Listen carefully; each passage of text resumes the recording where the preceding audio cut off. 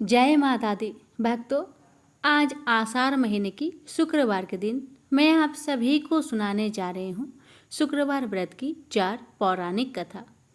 शुक्रवार के दिन व्रत करने और कथा सुनने से भगवान भक्तों की हर मनोकामना को पूर्ण करते हैं।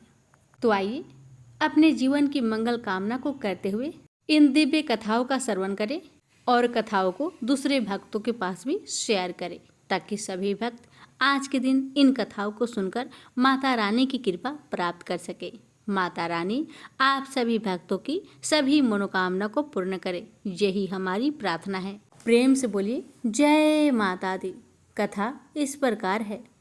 एक बूढ़ी औरत थी जो प्रत्येक दिन नित्य सुबह उठकर घर आंगन को साफ करके स्नान करके पूरे विधि विधान के साथ शुक्र भगवान की पूजा अर्चना करती थी। एक बार की बात है, उस बूढ़ी औरत को अपने शहर से बाहर जाना था, तो उसने अपने बहू से कहा कि ये बहू, प्रत्येक शुक्रवार को सुबह उठकर नहाने के बाद शुक्र भगवान की पूजा पाठ किया करना। बहू ने अपनी सासू माँ को कहा, चिंता मत कीजिए माँ जी, मैं हर शुक्रवार को पूजा अवश्य किया करूँगी। जब उसकी सास चली गई तो उसकी बहू न तो सुबह जल्दी उठती और ना ही शुक्र भगवान की पूजा किया करती। एक दिन उस बहू ने अपनी पड़ोसन से कहा कि भगवान शुक्र मुझे देखकर हंसते हैं, तुम इन्हें अपने घर ले जाओ। तो उस पड़ोसन ने कहा, नहीं, मेरे घर पर भी बहू बेटी है, मैं नहीं ले जा सकती। अगर तुम कहो तो मैं यहाँ गड्ढा खोदकर दबा देती हूँ। तो बहू ने कहा, ठीक है, ऐसा ही करो। तो पड़ोसन ने वैसा ही किया। उसके बाद उनके घर में चोरी हो गई। वो दिन व दिन गरीब होने लगी। यह हालत देख महिला के पति ने कहा, जब से माँ गई है घर की हालत बहुत खराब हो गई है, पैसों की कमी होने लगी है। तो पत्नी कहती है, आधा तो चोर चुरा ले गए हैं, बाकी आधा माँ जी जाते वक्त ले गई। कुछ दिनों बाद जब बूढ़ी औरत अपने घर को वापस आती है तो देखती है, वो अपनी बहू से पूछती है, ये कैसे हुआ बहू? तो बहू कहती है, मुझे नहीं पता कि कैसे हुआ। फिर उसकी सास पूछती है, मेरे भगवान शुक्र कहाँ हैं? तो वह कहती है कि वो मुझे देखकर हंस रहे थे तो मैंने पड़ोसन को दे दिया। बूढ़ी औरत पड़ोसन के पास जाकर पूछती है। तब पड़ोसन बताती है कि आपकी बहू के कहे अनुसार मैंने एक गड्ढा खोदकर उसमें दबा दिए थे। उस बूढ़ी औरत ने भगवान को उस गड्ढे से निकालकर नहलाया और फिर से अपने घर में विराजमान किया और पूरे विधि विधान से उनकी पूजा अर्चना की। उनके घर में फिर से सुख समृद्धि वापस आ गई। अब बहू को भी अपनी गलती का एहसास हुआ और उसने भगवान शुक्र और उसकी सासू माँ से भी माफी मांगी और वो भी उनका पूजा पाठ करने लगी। ऐसे उनके घर में सुख संपत्ति और ऐश्वर्य वापस आ गए। प्रेम से बोलिए शुक्र भगवान की जय। मनोहर एक प्राइवेट फर्म में साधारण पद पर कार्य करता था। जितना वेतन मिलता था उसमें घर खर्च मुश्किल से ही पूरा हो पाता था। यही कारण था कि वह धन का यथोचित संग्रह नहीं कर पाया। उसने इतना अवश्य किया था कि अपनी लड़की रचना को अच्छी शिक्षा दिलाने में लापरवाही नहीं बरती थी। रंजना जितनी खूबसूरत थी उतनी ही गुणवान व बुद्धिमान थी। समय के साथ साथ उसने यौवन की दहलीज पर कदम रखा। एक दिन मनोहर की पत्नी माधवी ने कहा, सुनो जी, लड़की अब सयानी हो गई है, इसके बारे में कुछ सोचा है आपने? मनोहर ने कहा, तुम चिंता क्यों करती हो? भाग्यवान, हमारी बिटिया में क्या कमी है? वह सुंदर है, गुणवान है, बुद्धिमान है। इसका हाथ मांगने के लिए तो लड़के वाले की लाइन लग जाएगी, तुम देखती रहना। लेकिन माँ तो माँ ही होती है। उसे बदलते समय का अनुभव भी था। वह जानती थी कि दहेज की समस्या के दिन प्रतिदिन बढ़ती ही जा रही है और दहेज ना देने पर तरह तरह के घटने वाली दुर्घटनाओं से भी वह परिचित थी। समय का चक्र निर्वाध गति से चलता रहा। रंजना ने शिक्षा भी पूरी कर ली। उसने बीए प्रथम श्रेणी से पास करके घर में खुशियां ला दी थी, लेकिन माँ को तो बस एक ही चिंता थी, किसी भी तरह रचना के हाथ पीले हो जाए। पिछले कुछ दिनों में मनोहर को भी रंजना की शादी की चिंता सताने लगी थी और वह योग वर की तलाश में जुट गया था। वह जहां भी जाता दहेज की मांग मुंह बाए खरी मिलती। सीधा साधा मनोहर दुनियादारी से परिचित था। उसने तो यही सोचा था कि उसकी लड़की की शादी उसके गुण व रूप के कारण कहीं भी हो जाएगी, लेकिन जब वास्तविकता सामने आई तो वह भी हताश हो गया। एक दिन मनोहर ऑफिस में अपनी सीट पर मुंह लटकाए बैठा था। तभी उसकी सहकर्मी धन सिंह उसके पास आया और पूछा, मनोहर क्या बात है, मुंह लटकाए क्यों बैठे हो? सब कुछ ठीक ठाक तो है ना? मनोहर ने अपनी सारी समस्या उसके सामने रखी तो वह बोला, आजकल माँ वैभव लक्ष्मी के काफी चमत्कार सुनने में आ रहे हैं। चारों तरफ उन्हीं की जय जयकार हो रही है। सुना है माँ वैभव लक्ष्मी हर समस्या का समाधान चुटकियों में ही कर देती है। मेरा तो कहना है कि तुम भी उनकी शरण में चले जाओ। बिटिया के लिए योग वर खुद ब खुद तुम्हारे द्वार पर आ जाएगा। धन सिंह की बातों से मनोहर का विवेक जाग उठा और उसने पत्नी सहित माँ वैभव लक्ष्मी के 21 शुक्रवार तक व्रत रखने का संकल्प लिया। व्रत के दिन पति पत्नी माँ का ही गुणगान करते रहे और शाम को पूजन कर भोजन करते हैं। इस तरह जब 7वें शुक्रवार का व्रत था, उसी दिन उसकी फर्म का मालिक सेठ दीनदयाल उसके घर पहुंचा। उन्हें देखकर पहले तो मनोहर चौंका, फिर आओ भगत में जुट गया। सेठ दीनदयाल ने मनोहर से कहा, मनोहर बुरा न मानना तो मैं एक बात कहूँ। मनोहर ने कहा, आप भी कैसी बातें करते हैं सेठ जी, आप तो बस आदेश करें। सेठ दीनदयाल ने कहा, तुम्हारी बेटी रचना मुझे और मेरे लड़के राजेश को बहुत पसंद है। मैं चाहता हूँ कि इन दोनों की शादी कर दी जाए। तुम्हें कोई आपत्ति हो तो मुझे कहो। मनोहर को कानों से सुने शब्द पर विश्वास नहीं हुआ। अपनी प्रसन्नता को मन में दबाते हुए बोला, सेठ जी, कहाँ आप राजा भोज के सामान और कहाँ मैं गंगू तेली जैसा। आपके सामने मेरी हैसियत ही क्या है। सेठ दीनदयाल ने उसकी बात को भांपते हुए कहा, मनोहर तुम किसी प्रकार की चिंता मत करना, यह शादी दहेज के बिना होगी। बस मुझे तो रचना जैसी गुणवान लड़की ही चाहिए। मनोहर और उसकी पत्नी माधवी ने इसे माँ का ही चमत्कार माना और एक दूसरे की तरफ देखते हुए स्वीकृति दे दी। फिर रचना की शादी बड़े धूमधाम से हुई, जिसे देखकर सभी दंग रह गए। शादी के बाद मनोहर और उसकी पत्नी 21 शुक्रवार व्रत पूरे किए।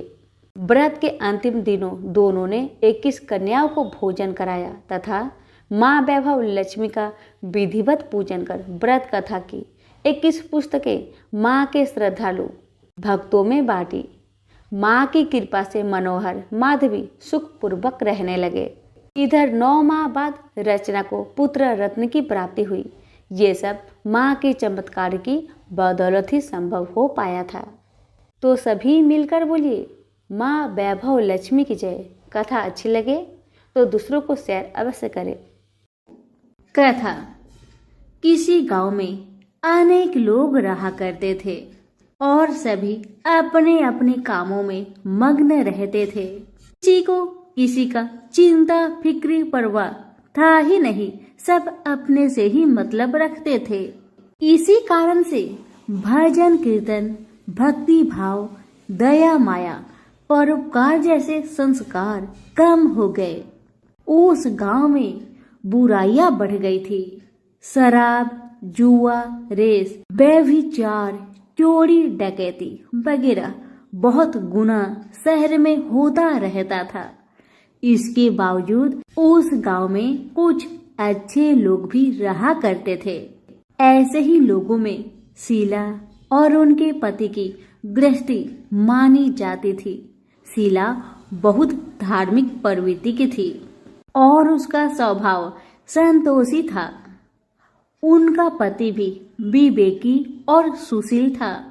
शीला और उसका पति कभी किसी की बुराई नहीं किया करते थे और प्रभु भजन में अच्छी तरह समय व्यतीत करते थे। शहर के लोग उनकी गृहस्थी की सराहना करते थे। देखते ही देखते दिन बीतने लगा, समय बदल गया। शीला का पति बूढ़े लोगों से दोस्ती कर बैठा। अब होना क्या था वो तो हम सभी जानते हैं। अच्छे संगति का असर हमेशा अच्छा ही होता है, बुरा संगति का असर हमेशा बुरा ही होता है। इसलिए हमें हमेशा अच्छे संगति से संगत रखना चाहिए, बुरे से नहीं। अब जब शीला का पति बूढ़े लोगों से दोस्ती कर बैठा, अब वह जल्द से जल्द करोड़पति बनने का ख्वाब देखने लगा। इसलिए वह गलत रास्ते पर चल पड़ा। फलस्वरूप वह रोडपति बन गया। कहा जाता है ना, लालच बुरी बला है, इसलिए लालच नहीं करना चाहिए। अपना ईमानदारी और मेहनत से आगे बढ़ना चाहिए। अब जब शीला का पति रोडपति बन गया, यानी रास्ते पर भटकते भिखारी जैसी उसकी हालत हो गई थी। शराब, जुआ, रेस, चरस, गांजा वगैरह बुरी आदतों में शीला का पति भी फंस चुका था। दोस्तों के साथ उसे भी शराब की आदत बुरी तरह लग गई थी। इस प्रकार उसने अपना सब कुछ रेस जुए में गवा दिया। अब तो शीला अपने पति के बर्ताव से बहुत दुखी रहने लगी, किंतु उसे भगवान पर भरोसा था कि सब कुछ ठीक हो जाएगा। यही सोचकर वह अपने पति के बुरे बर्ताव को सहने लगी। शीला अपना अधिकांश समय प्रभु की भक्ति में बिताने लगी। अचानक एक दिन दोपहर को उनके द्वार पर किसी ने दस्तक दिया। शीला ने द्वार खोलकर देखा कि एक माजी खड़ी थी। उनके चेहरे पर अलौकिक तेज निखर रहा था। उनकी आंखों में से मानो अमृत की वर्षा हो रहा था। उनका भव्य चेहरा करुणा और प्यार से छलक रहा था। उनको देखते ही शीला के मन में अपार शांति छा गई, सारी चिंता मिट गई।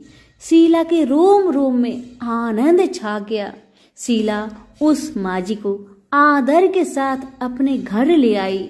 दुख का बात यह था कि शीला के घर में बैठाने के लिए कुछ भी नहीं था कि माजी को किस पर बैठाया जाए। बेचारी यह सोच विचार के उसने एक सकुचाकर एक फटी हुई चादर पर उनको बिठाया और शीला ने कहा, माजी, मेरे घर में और कुछ भी नहीं है जो मैं आपको बैठा सकूं, इसलिए माँ मुझे माफ करना, मैं आपको फटी हुई चादर पर बैठा रही हूँ।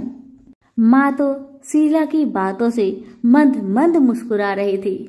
माँ तो शीला की हर कहानी को जानती थी कि उसका पति उसके साथ कैसा व्यवहार कर रहा है। बेचारी कितने दुख में है। शीला के बातें सुन माजी प्रेम भरी शब्दों से बोली, शीला, क्यों मुझे तुमने पहचाना नहीं? हर शुक्रवार को लक्ष्मी जी के मंदिर में भजन कीर्तन के समय मैं ही तो वहां आती हूँ। इसके बावजूद शीला कुछ नहीं समझ पा रही थी। फिर माजी ने कहा, तुम बहुत दिनों से मंदिर नहीं आ रही हो, अतः मैंने सोचा चलो मैं ही देख लेती हूँ। माजी के अति प्रेम भरे शब्दों से शीला का हृदय पिघल गया। उसकी आंखों में आंसू आ गए और वह बिलख बिलख कर जोर जोर से रोने लगी। शीला को रोते देखकर माजी ने कहा, बेटी, सुख और दुख तो धूप और छाव जैसे होते हैं, धैर्य रखो बेटी, धैर्य रखो। और तुझे क्या परेशानी है, मुझे सारी परेशानी बता दे। माजी के व्यवहार से शीला को काफी संबल मिला और सुख की आस में उसने माजी को अपनी सारी दुख की कहानी सुना दी। कहानी सुनकर माजी ने कहा, कर्म की गति न्यारी होती है, हर इंसान को अपने कर्म भुगतने ही पड़ते हैं। इसलिए बेटी तू चिंता मत कर, अब तू कर्म भुगत चुकी है, अब तुम्हारे सुख के दिन अवश्य आएगी। तू माँ लक्ष्मी जी की भक्त है। माँ लक्ष्मी जी तो प्रेम और करुणा की अवतार है। वे अपनी भक्तों पर हमेशा ममता छिड़कती है। इसलिए तू धैर्य रखकर माँ लक्ष्मी का व्रत कर, इससे सब कुछ ठीक हो जाएगा। तुम्हारा दुख दर्द सब समाप्त हो जाएगा और तुम्हारे घर में अन्न धन का भंडार भर जाएगा। बस श्रद्धा भक्ति से माँ लक्ष्मी का व्रत करो। माँ जी की बात सुन शीला पूछने लगी, माँ व्रत की विधि तो मुझे पता नहीं। तब माँ जी ने उसे व्रत की सारी विधि भी बताई। माँ जी ने कहा, बेटी माँ लक्ष्मी जी का व्रत बहुत सरल है। उसे वर लक्ष्मी व्रत या वैभव लक्ष्मी व्रत कहा जाता है। यह व्रत करने वाले की सब मनोकामना पूरी होती है, वह सुख संपत्ति और यश प्राप्त करता है। शीला यह सब सुनकर आनंदित हो उठी। शीला ने संकल्प करके आंखें खोली तो सामने कोई नहीं था। वह विस्मित हो गई कि माँ जी कहाँ गई? अभी तो माँ जी मेरे सामने खड़ी थी। शीला को तत्काल यह समझने में देर नहीं लगी कि माँ जी कोई और नहीं, साक्षात माँ लक्ष्मी ही थी। दूसरे दिन शुक्रवार था। सवेरे स्नान करके स्वच्छ कपड़े पहनकर शीला ने माँ जी द्वारा बताई विधि से पूरे मन से श्रद्धा भक्ति से व्रत किया और आखिर में प्रसाद वितरण हुआ।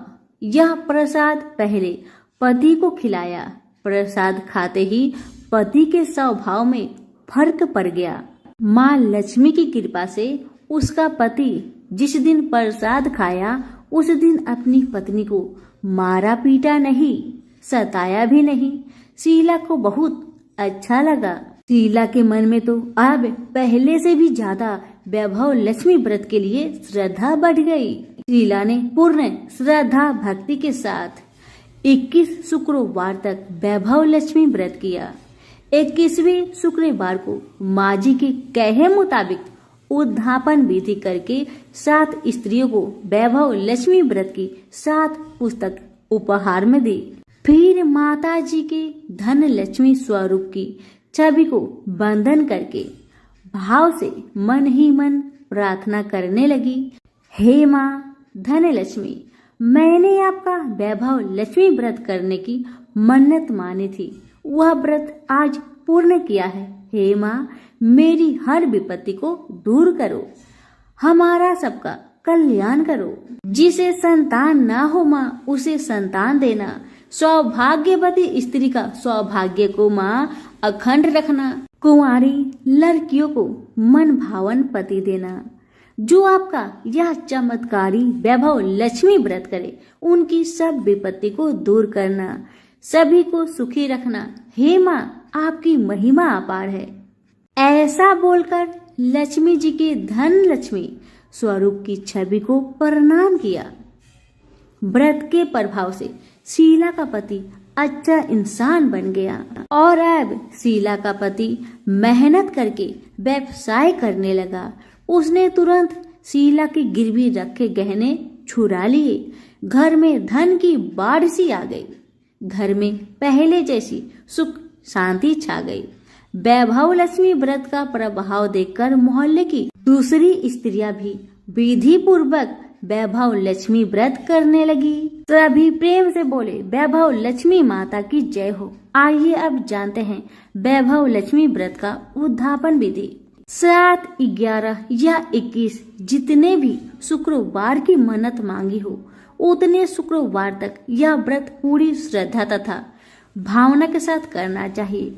आखिरी शुक्रवार को इसका शास्त्रीय विधि के अनुसार उद्धापन करना चाहिए। आखिरी शुक्रवार को प्रसाद के लिए खीर बनानी चाहिए।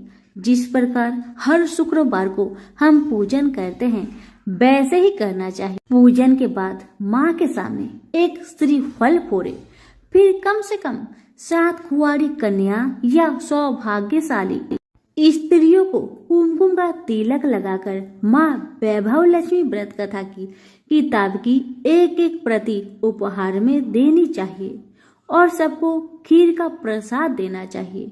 इसके बाद माँ लक्ष्मी जी को श्रद्धा सहित प्रणाम करना चाहिए। फिर माता जी के धन लक्ष्मी स्वरूप की छवि को वंदन करके भाव से मन ही मन प्रार्थना करे, हे माँ धन लक्ष्मी, मैंने आपका वैभव लक्ष्मी व्रत करने की मन्नत मानी थी, यह व्रत आज पूर्ण किया है। हे माँ, हमारी मनोकामना पूर्ण करे, हमारी हर विपत्ति को दूर करे, हम सबका कल्याण करे। जिसे संतान ना हो उसे संतान देना, सौभाग्यवती स्त्री का सौभाग्य अखंड रखना, कुंवारी लड़की को मन भावन पति देना। जो आपका यह चमत्कारी वैभव लक्ष्मी व्रत करे, उनकी सब विपत्ति दूर करना, सभी को सुखी करना। हे माँ, आपकी महिमा अपार है, आपकी जय हो। ऐसा बोलकर लक्ष्मी के धन लक्ष्मी स्वरूप की छवि को प्रणाम करे। सभी प्रेम से बोलिए, वैभव लक्ष्मी माता की जय हो।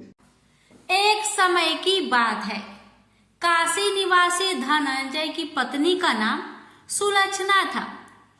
उसे अन्य सब सुख प्राप्त थे, केवल निर्धनता ही उसके दुख का एकमात्र कारण था। यह दुख उसे हर समय सताता रहता था। एक दिन सुलक्षणा पति से बोली, स्वामी, आप कुछ उद्यम करो तो काम चले, इस प्रकार कब तक काम चलेगा?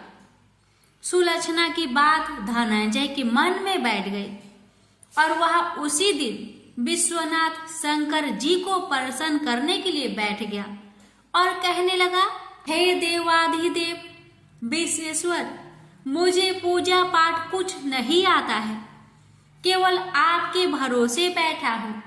इतनी विनती करके वह 2-3 दिन भूखा प्यासा बैठा रहा। यह देखकर भगवान शंकर उसके कानों में अन्नपूर्णा अन्नपूर्णा अन्नपूर्णा इस प्रकार 3 बार कहा। यह कौन क्या कह गया?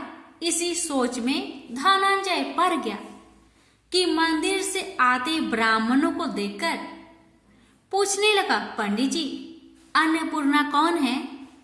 ब्राह्मणों ने कहा, तू अन्न छोड़ बैठा है, सो तुझे अन्न की ही बात सूझती है। जा घर जाकर अन्न ग्रहण कर। धनंजय घर गया, स्त्री से सारी बात कही। वह बोली, नाथ, चिंता मत करो, स्वयं शंकर जी ने आपको यह मंत्र दिया है, वे स्वयं ही खुलासा करेंगे, आप फिर जाकर उनकी आराधना करो। धनंजय फिर जैसा कि तैसा पूजा में बैठ गया। रात्रि में शंकर जी ने आज्ञा दी और कहा, तू पूर्व दिशा में चला जा। वह अन्नपूर्णा का नाम जपता जाता और रास्ते में फल खाता, झरनों का पानी पीता जाता। इस प्रकार कितने ही दिनों तक चलता गया। वहां उसे चांदी सी चमकती वन की शोभा देखने में आई। सुंदर सरोवर देखने में या उसके किनारे कितनी ही अप्सराएं झुंड बनाए बैठी थी। एक कथा सुनती और सब मिलकर माँ अन्नपूर्णा इस प्रकार बार बार कहती थी। यह अगहन मास की उजेली रात्रि थी और आज से ही व्रत का आरंभ था। जिस शब्द की खोज करने वहां निकला था वह उसे वहां सुनने को मिला। धनंजय ने उनके पास जाकर पूछा, हे देवियों, आप यह क्या करती हो? उन सब ने कहा, हम सब माँ अन्नपूर्णा का व्रत करती हैं। धनंजय ने पूछा, व्रत पूजा करने से क्या होता है? यह किसी ने किया भी है? इसे कब किया जाए? कैसा व्रत है और कैसी विधि है? मुझसे भी विस्तार से बताओ। वे कहने लगे, इस व्रत को सब कोई कर सकते हैं। 21 दिन तक के लिए 21 गांठ का सूत लेना चाहिए। 21 दिन यदि ना बने तो एक दिन उपवास करे, यह भी ना बने तो केवल कथा सुनकर प्रसाद ले। निराहार रहकर कथा कहे कथा सुनने वाला कोई ना मिले तो पीपल के पत्तों को रख सुपारी या घृत कुमारी वृक्ष को सामने कर दीपक को साक्षी कर सूर्य गाय तुलसी या महादेव को बिना कथा सुनाए मुख में दाना न डाले।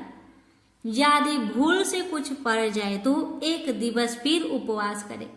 व्रत के दिन क्रोध ना करे और झूठ ना बोले।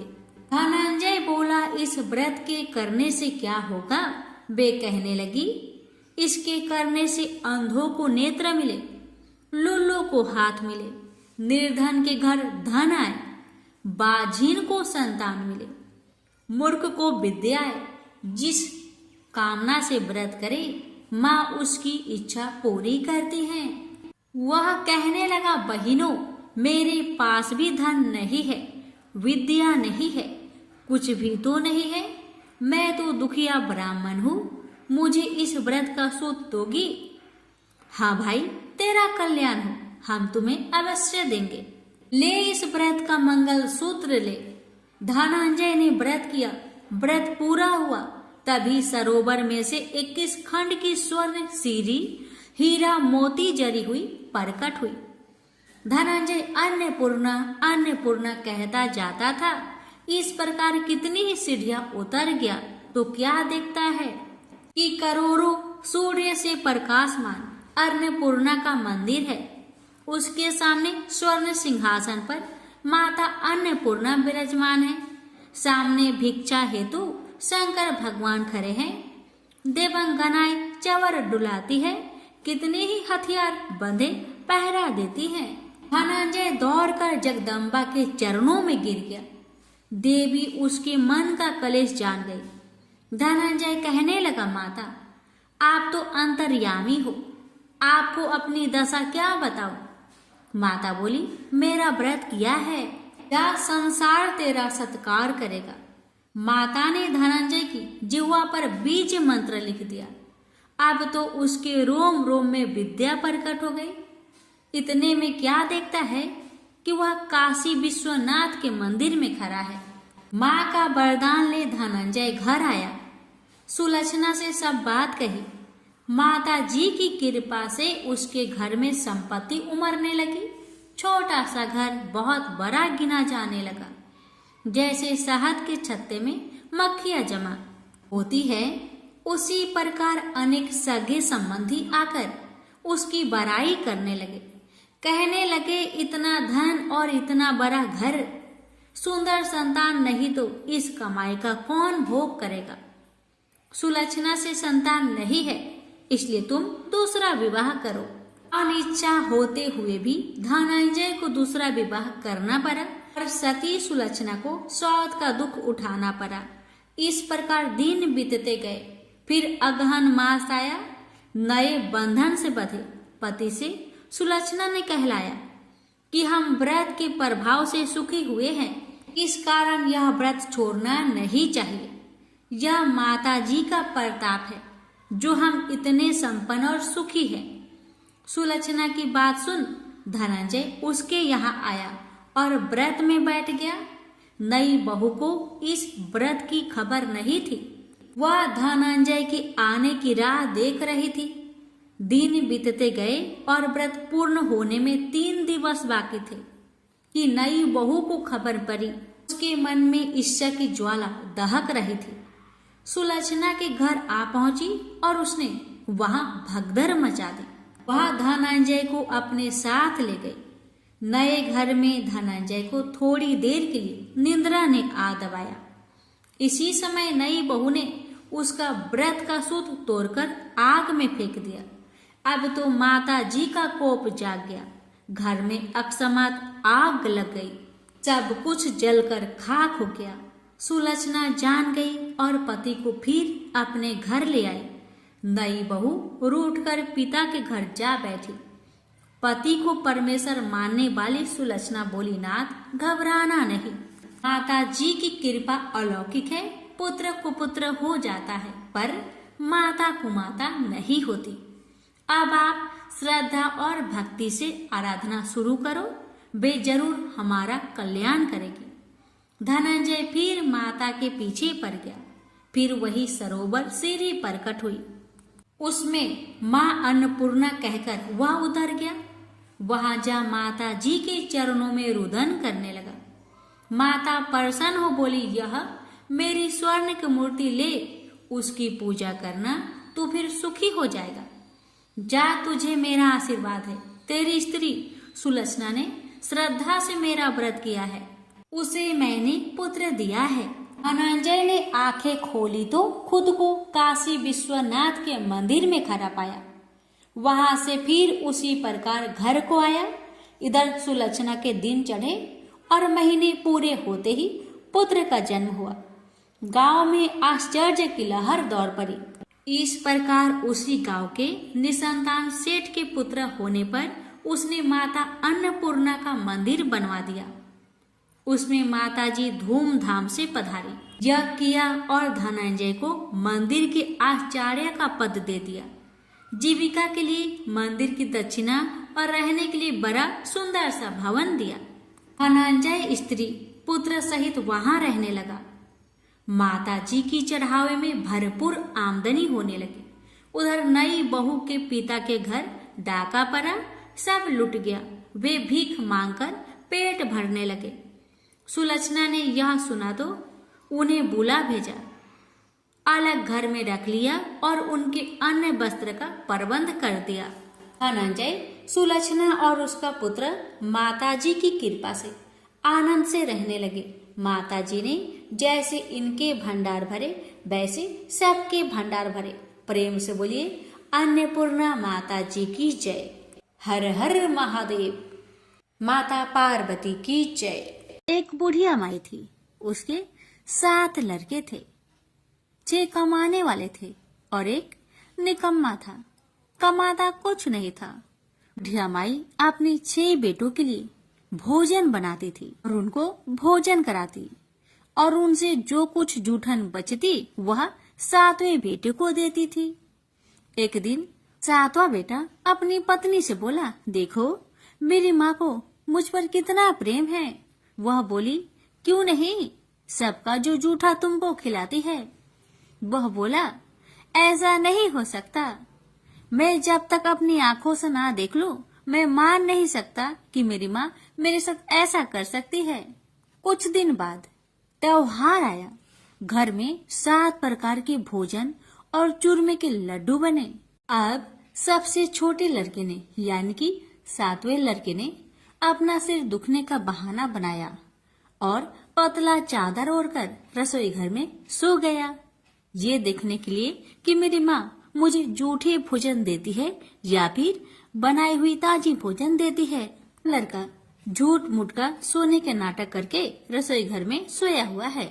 वह पतले चादर के अंदर से सब कुछ देख रहा था। तभी 6 भाई भोजन करने आए।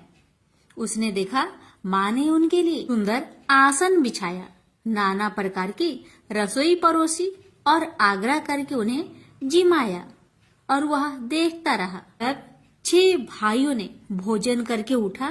तब माँ ने क्या किया कि उनकी बची हुई भोजन, जूठी भोजन थालियों में से इकट्ठा करके सभी लड्डुओं के टुकड़ों को उठाकर एक लड्डू बनाया और सभी जूठन को साफ करके बुढ़िया ने अपने सबसे छोटे लड़के को पुकारा, बेटा 6 भाई भोजन करके चले गए, अब तू ही बाकी है, उठ और खाना खा ले।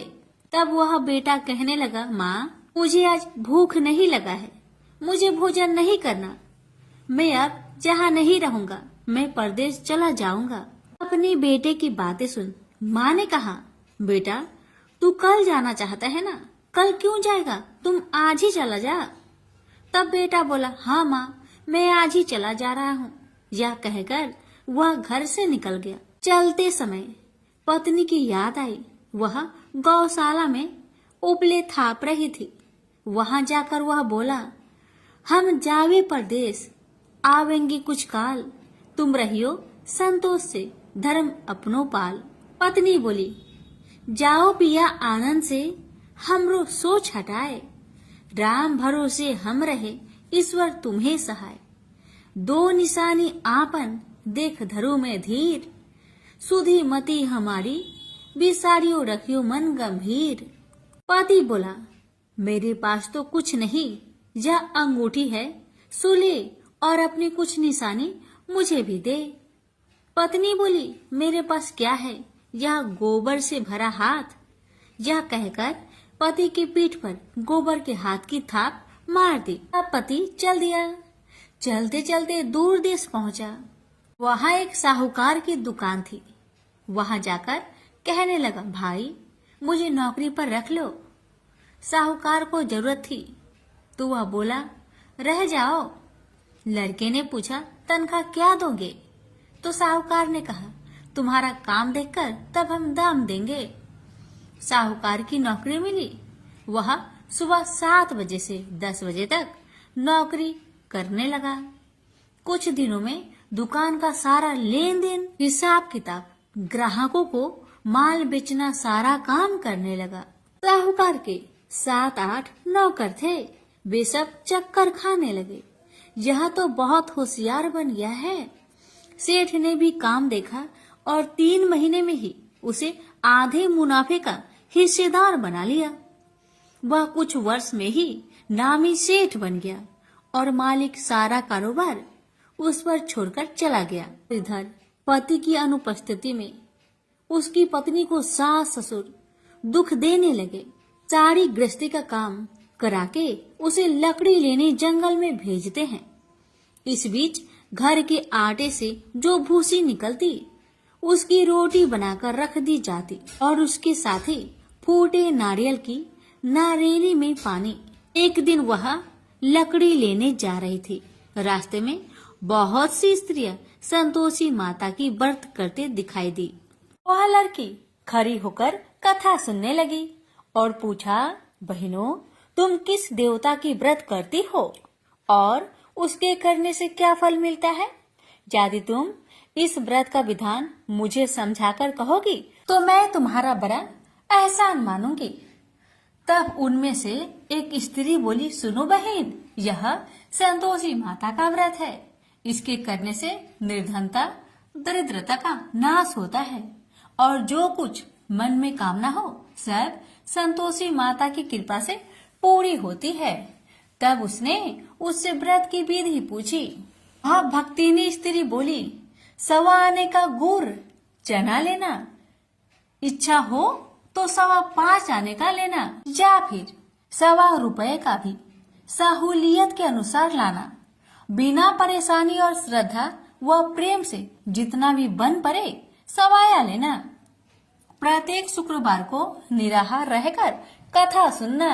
इसके बीच कर्म टूटे नहीं, लगातार नियम पालन करते रहना। सुनने वाला कोई न मिले तो घी का दीपक जला उसके आगे या जल के पात्र के सामने रखकर कथा कहना। जब कार्य सिद्ध न हो नियम का पालन करना और कार्य सिद्ध हो जाने पर व्रत का उद्यापन करना। 3 मास में माता फल पूरा करती है। यदि किसी के ग्रह खोटे भी हो तो भी माता वर्ष भर में कार्य सिद्ध करती है। फल सिद्ध होने पर उद्यापन कर लेना चाहिए, बीच में नहीं। उद्यापन में 2.5 सेर आटे का खाजा तथा इसी परिमाण में खीर तथा चने का साग करना। 8 लड़कों को भोजन कराना।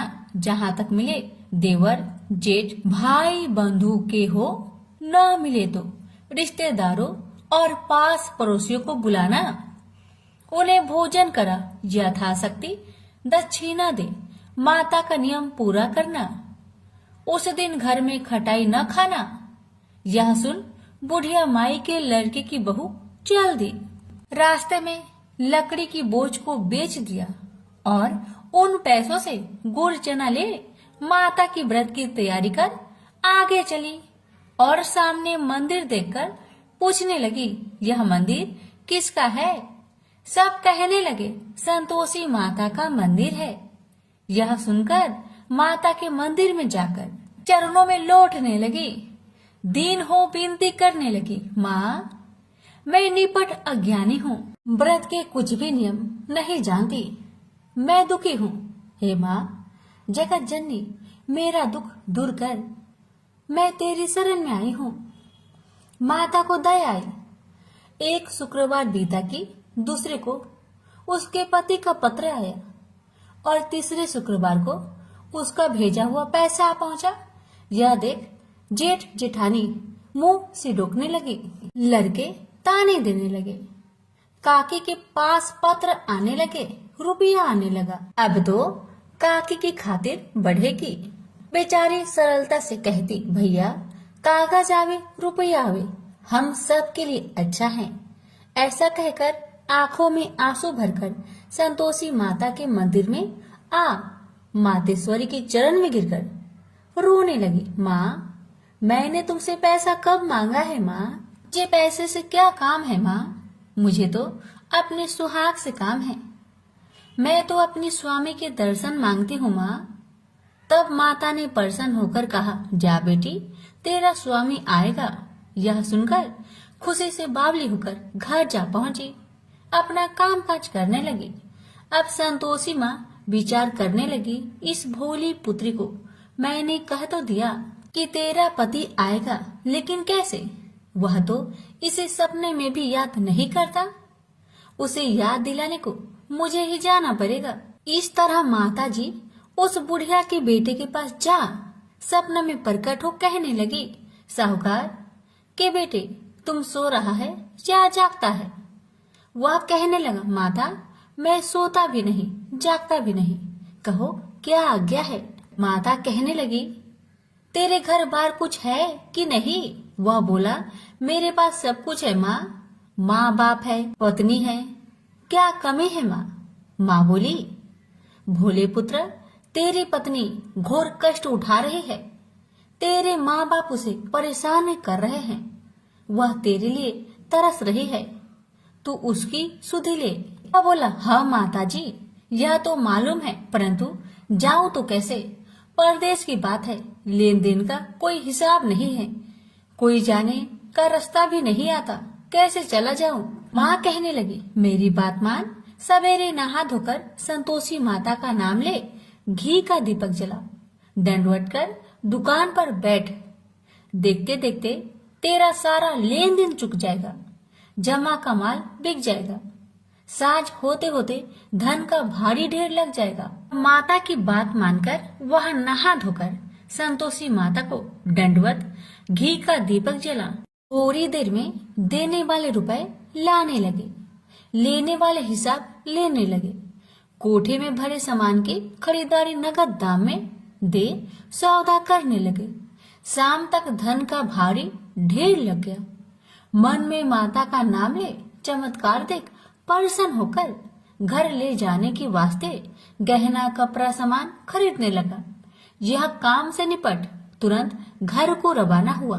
उधर उसकी पत्नी जंगल में लकड़ी लेने जाती है। लौटते वक्त माता जी के मंदिर में विश्राम करती है। वह तो उसके प्रतिदिन रुकने का जो स्थान ठहरा। धूल उड़ती देख वह माता से पूछती है, हे माता, यह धूल कैसे उड़ रही है? माता कहती है, हे पुत्री, तेरा पति आ रहा है, अब तू ऐसा कर, लकड़ियों के 3 बोझ बना ले, एक नदी के किनारे रख और दूसरा मेरे मंदिर पर, वह तीसरा अपने सिर पर। तेरे पति को लकड़ियों का गट्टर देख मोह पैदा होगा, वह यहाँ रुकेगा, नाश्ता पानी खाकर माँ से मिलने जाएगा। तब तू लकड़ियों का बोझ उठाकर जाना और चौक में गट्टर डालकर जोर से आवाज देकर कहना, लो सासू जी, लकड़ियों का गट्टर लो, भूसी की रोटी दो, नारियल की खोपरे में पानी दो, आज मेहमान कौन आया है? माता जी बहुत अच्छा कहकर वह प्रसन्न मन से लकड़ियों के 3 गट्टर बनाई, एक नदी के किनारे पर और एक माता जी के मंदिर पर रखा। इतने में मुसाफिर आ पहुंचा।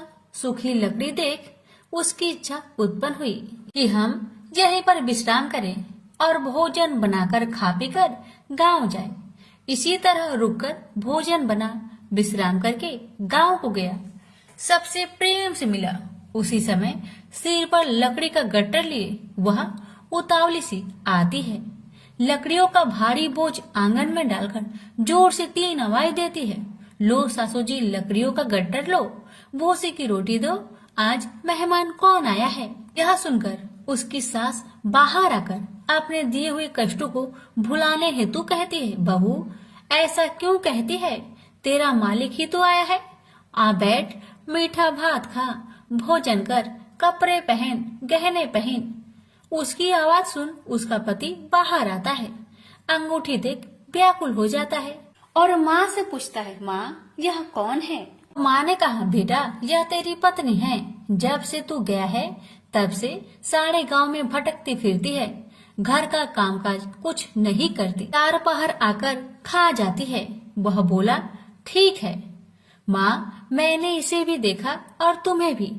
अब दूसरे घर की ताली दो, मैं उसमें रहूंगा। माँ बोली, ठीक है, जैसी तेरी मर्जी।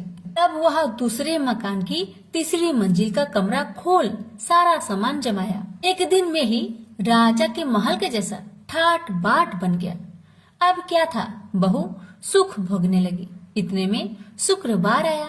उसने पति से कहा, मुझे संतोषी माता का व्रत उद्यापन करना है। पति बोला, खुशी से कर लो। वह उद्यापन की तैयारी करने लगी। जेठानी के लड़कों को भोजन के लिए कहने गई। उन्होंने मंजूर किया, परंतु पीछे से जेठानी ने अपने बच्चों को सिखाया, देखो भोजन के समय खटाई मांगना, जिससे उसका उद्यापन पूरा ना हो। अब तो बच्चे जिमने आए, खीर खाना पेट भर के खाए, परंतु बाद में खाते ही कहने लगे, हमें खटाई दो, खीर खाना हमको नहीं भाता, देखकर अरुचि होती है। वह कहने लगी, भाई खटाई किसी को नहीं दी जाएगी, यह माँ संतोषी का प्रसाद है। लड़के उठ खड़े हुए, बोले, पैसे लाओ। भोली बहू कुछ जानती नहीं थी, वह उन बालकों को पैसे दे दिए। लड़के उसी समय हट करके इमली खटाई ले खाने लगे। यह देखकर बहू पर माताजी ने कोप किया। राजा के दूत उसके पति को पकड़कर ले गए। जेठ जेठानी मन माने वचन कहने लगे, लूट लूट कर धन इकट्ठा कर लाया है, अब सब मालूम पड़ जाएगा जब जेल की मार खाएगा।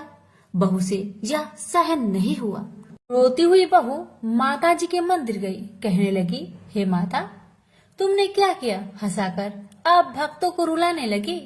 माता बोली, बेटी तूने उद्यापन करके मेरा व्रत भंग किया है। वह कहने लगी, माता मैंने कुछ अपराध किया है क्या। मैंने तो भूल से लड़कों को पैसे दे दिए थे, मुझे क्षमा करो, मैं फिर तुम्हारा उद्यापन करूंगी। माँ बोली, अब भूल मत करना। माँ कहती है, अब भूल नहीं होगी, अब बतलाओ वो कैसे आएंगे। माँ बोली, जा पुत्री, तेरा पति तुझे रास्ते में आता मिलेगा। वह निकली, राह में पति आता मिला। वही पूछी, कहाँ गए थे।